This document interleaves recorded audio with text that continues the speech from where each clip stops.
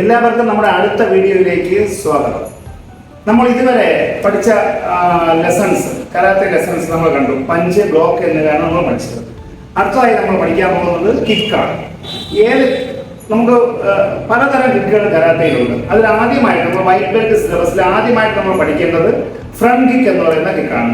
മേഗിരി എന്ന ജാപ്പനീസ് ടെർമിനോളജിയിലും ഇംഗ്ലീഷിലെ front kick എന്ന് പറയും. അപ്പോൾ ഫ്രണ്ട് കിക്ക് എന്ന് പറയുന്നത് നമ്മുടെ കാലിന്റെ ടോ വശം കൊണ്ട് ചെയ്യുന്ന കിക്കാണ് ഫ്രണ്ട് കിക്ക്. ടോ കൊണ്ട് ചെയ്യുന്ന കിക്കാണ് ഫ്രണ്ട് കിക്ക്. ഈ ടോ കൊണ്ടാണ് ആ കിക്ക് ചെയ്യേണ്ടത്. അപ്പോൾ ടോ കൊണ്ട് ചെയ്യുന്ന ആ കിക്ക് എങ്ങനെയാണെന്ന് നമുക്ക് നോക്കാം. നമുക്ക് മേഗിരി അല്ലെങ്കിൽ ഫ്രണ്ട് കിക്ക് എങ്ങനെയാണ് ചെയ്യുന്നതെന്ന് നമുക്ക് നോക്കാം. ഇപ്പോൾ ഒരാൾ സ്റ്റാൻസ് ആദ്യം നമ്മൾ പഠിക്കേണ്ടത് രണ്ട് കാലം ചേർത്ത് വയ്ക്കുക. ചേർത്ത് വെച്ചതിന് ശേഷം ജസ്റ്റ് ബെൻഡ് ചെയ്യുക. മുട്ട് ജസ്റ്റ് ബെൻഡ് ചെയ്യുക. കൈ രണ്ടും ലോവർ ബ്ലോക്ക് ചെയ്യുന്ന രീതിയിൽ പിടിക്കുക. അത് കഴിഞ്ഞതിന് ശേഷം കാലിന്റെ മുട്ട് മാത്രം പൊക്കിയെടുക്കുക. ഓക്കെ, കാലിന്റെ മുട്ട് പൊങ്ങി ഇങ്ങനെ ഇരിക്കുക.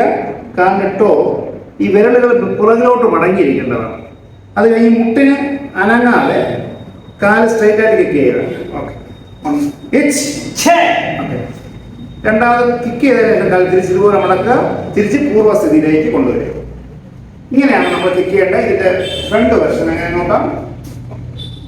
1 2 3 1 2 3.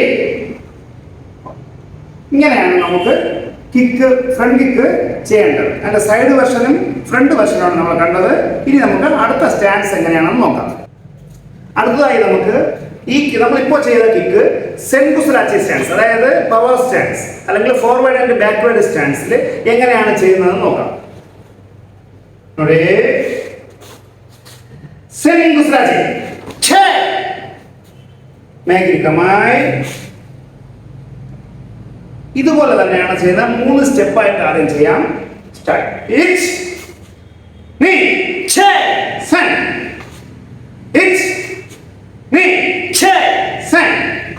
ഇനി സിംഗിൾ കൗണ്ടിൽ നമുക്ക് എങ്ങനെയാണ് ചെയ്യുന്നത് നോക്കാം.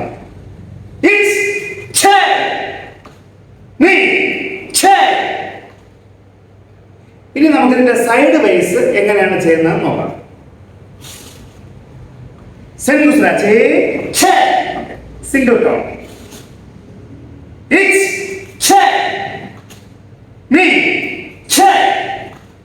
10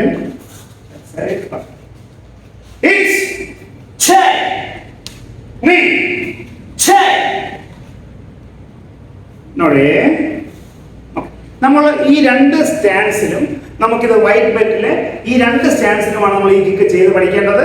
നമുക്ക് വേറെയും ഒരുപാട് സ്റ്റാൻസിൽ നമുക്ക് ചെയ്ത് പഠിക്കാം. അത് നമുക്ക് അടുത്ത വരുന്ന സിലബസുകളിൽ പഠിക്കാം. ഇപ്പോൾ നിങ്ങൾ ചെയ്യേണ്ടത് ഈ രണ്ട് സ്റ്റാൻസിലും ഈ കിക്ക് നന്നായി ചെയ്ത് പഠിക്കുക.